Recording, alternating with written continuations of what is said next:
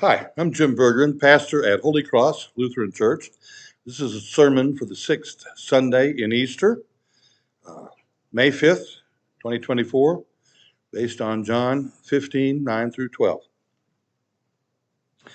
Jesus was a man of joy. The psalmist counsels us to make a joyful noise unto the Lord, all the earth. We're children of joy, in a faith of joy, led by a man of joy. Worship solemnity might be a contradiction in terms. The Luther Hill Camp song had it right. Joy is a flag flown high from the castle of my heart. Or, I've got the joy, joy, joy, joy down in my heart. Which the final verse always ended up funny. And if the devil doesn't like it, he can sit on a deck. Whoop! Somehow those precious children grew in faith, noisily, joyfully, without sitting still and being quiet. You do know that in Las Vegas, surprisingly, there are more churches than casinos. And it should come as no surprise that all the congregations receive casino chips in their offering plates. And they always come in a variety of different casinos. Cashing them is a real problem of sorting them all out. A volunteer from the Franciscan monastery took on the task of organizing the gambling offerings from each casino, cashing them in and getting checks to the correct churches. The Las Vegas Pastors Association affectionately called him the chipmunk.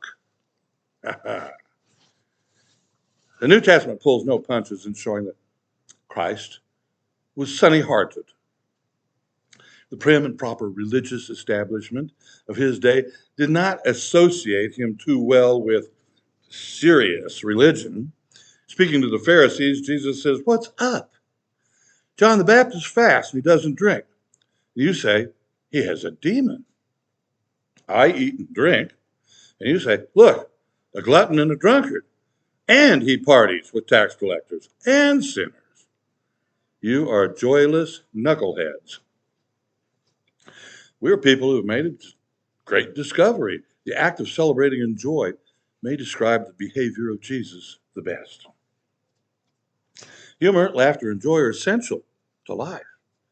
Dorothy Parker, serious feminist, civil rights leader, blacklisted in Hollywood, a humorist, and acid wit, said, "There's not one shred of evidence that supports the notion that life is serious." Her beatitude was, "Blessed are those who can laugh at themselves, for they shall never cease to be amused." More whimsically, she said, "No husband ever got shot while doing the dishes." And one we all really kind of can identify with, a hospital bed is a parked taxi with the meter running. And she asks, can you buy a complete chess set in a pawn shop? A Jewish woman with a heart for others, she willed her whole estate to Dr. Martin Luther King Jr. and the NAACP. Meanwhile, Irma Bombeck, another great humorist, mentions, when humor goes, there goes civilization. And of course, Jesus, concerning abiding in his love, says, I have said these things to you so that my joy may be in you and your joy may be complete. In the world of New Testament, joy was a word that primarily described only the health of the Christian mind, as compared to the dulling pleasures of the Greco-Roman era. In that culture and age, one did not simply eat and enjoy. You ate gluttonously and continuously with a vomitorium nearby so you could eat more. Joy was at the opposite end of the scale of satiation and gratification. Joy was not momentary ecstasy, euphoria, but instead the joyful tension of living with zest, a deep, abiding expression of faith. With faith comes joy. Soviet diplomat went to a farm in Russia to interview the farmer. How are the carrots? He asked. The farmer replied, "They're huge and orange, and it takes a wheelbarrow to haul just one." "I see. And how are the beets?" "Sir, if Putin saw these beets, he would weep for joy." "And what about the potatoes?"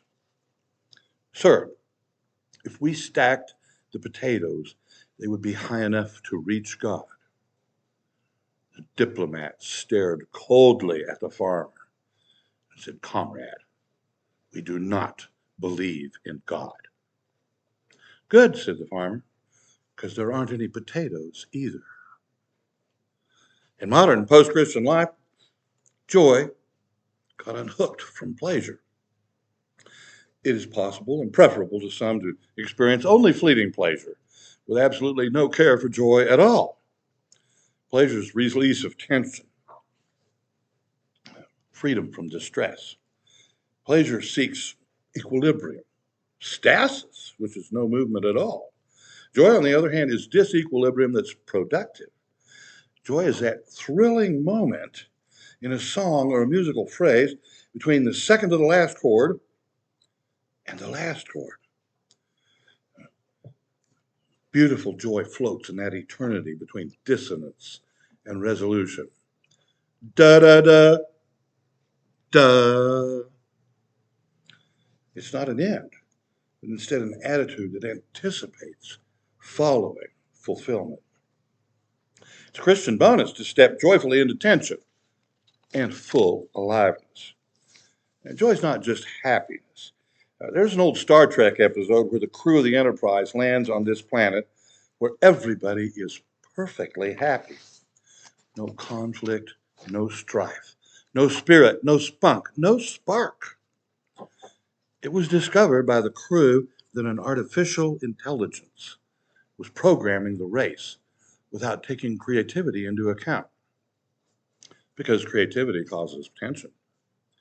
When the computer is confounded and disabled by Spock's logic, it destroys itself because it has harmed the race with joyless control. Captain Kirk gets his report back from the planet as he flies into warp drive. "It's just great.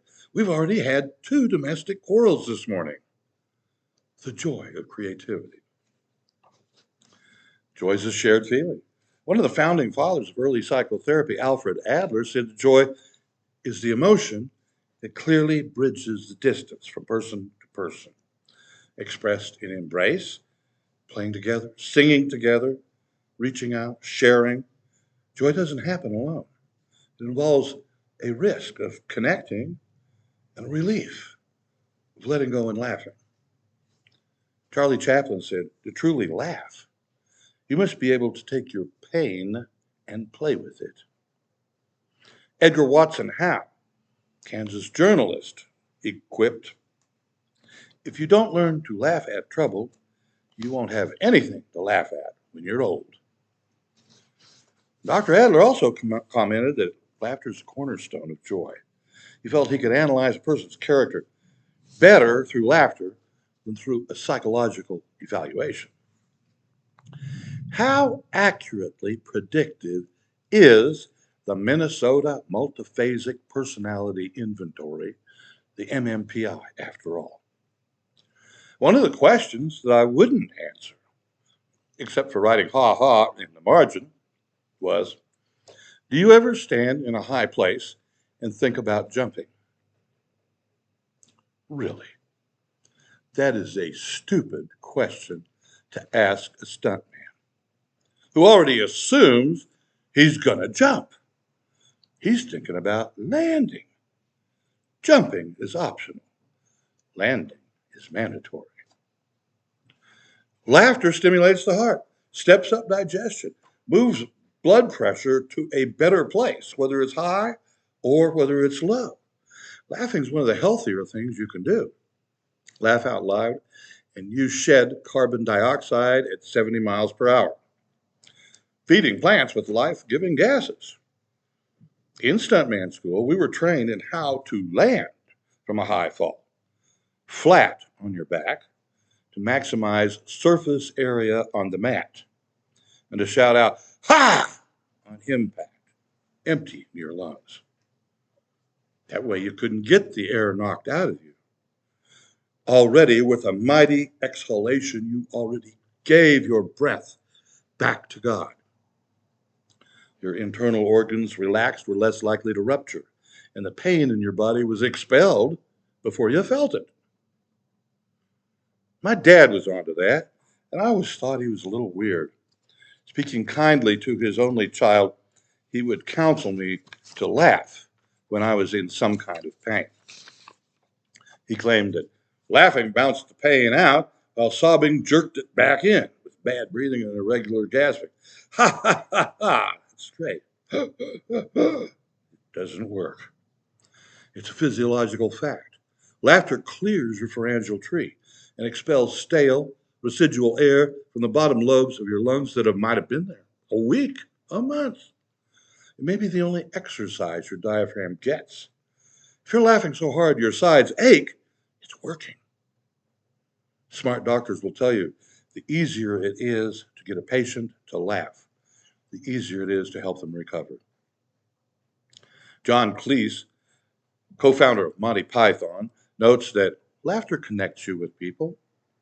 It's almost impossible to maintain any kind of distance or any sense of social hierarchy when you're howling with laughter. Laughter is a force for democracy. I would add only one simple observation.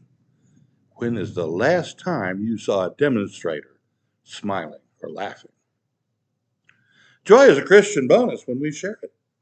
Joy is the zest for life, the vigor of maturity, creativity, and an inward sign of health that the world cannot give or take away. Playing heals your body. Laughing heals your mind. Joy heals your soul. Christ's joy is in us, and our joy is complete. Amen.